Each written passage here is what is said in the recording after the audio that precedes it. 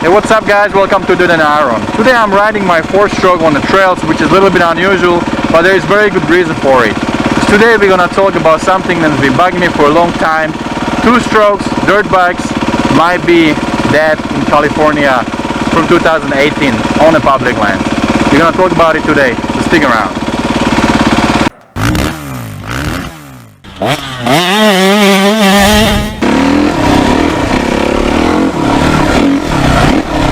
Alright, so the news, so it's a little bit bumpy.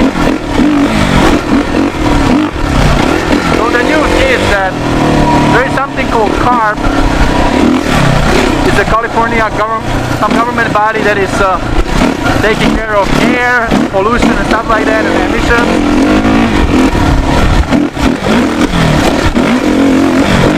Sorry for the bumpy here. Woohoo!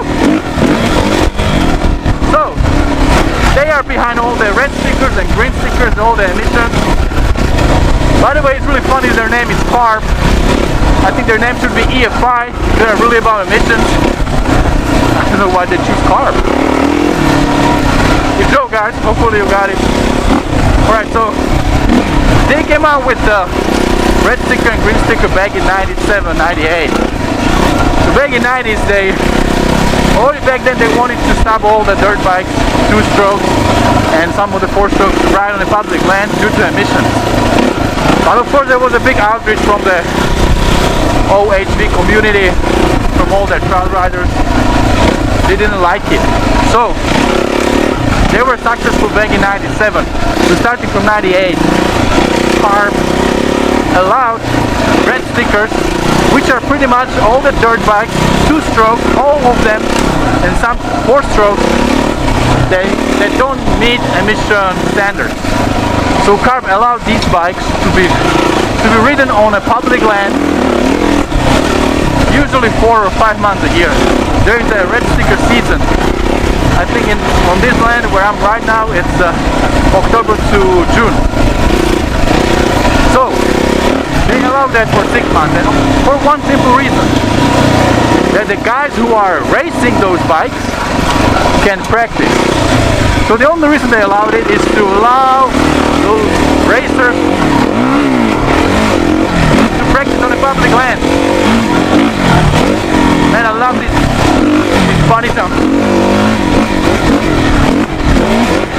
Give it a little gas. Woohoo! So nice. Woohoo!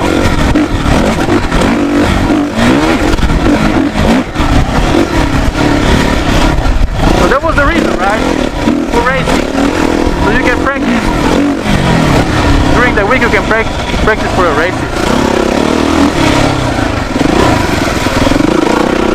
And this year in 2017 they did a survey. They asked 3,000 red sticker dirt bike owners how they use their dirt bikes on the public land. And there was only 5 or 6% of them who are actually using them for racing. So everybody else was just a weekend warrior. Everybody else was using it just for recreation. So they said, hey, wait a minute, that wasn't the deal. You guys are just using a loophole in the law. So we're gonna work on some kind of legislation that will stop it completely. They are coming with a new law. There will be a final hearing in February 2018, which is like really soon.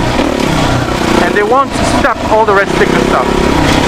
So what would that mean is that every single 2-stroke now that was sold recently, or sold after 97,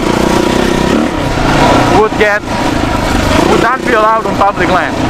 And it's very, very sad situation. Can you imagine you bought a 2017 KTM XCW 300, sweet bike, you spent $10,000, you love that thing, ride on this kind of terrain, and from 2018 if everything goes according to their plan, the only place where you can ride it would be on the track. But you guys, honestly tell me, who's gonna take XCW on the motocross track? I think nobody. So all these beautiful bikes, XCW, TX300s, and even Yamaha's YZ250X, all those bikes pretty much useless. You can only use them on a closed course competition and on a private land. So if you don't have 100 acres, you are screwed. So for majority of us riders, it would mean that we just cannot ride our two-stroke legally no more. You guys, let me know what you think about it. Comment below in the comment section. What do you think of all this two-stroke, four-stroke and emissions and everything? Does it really make sense?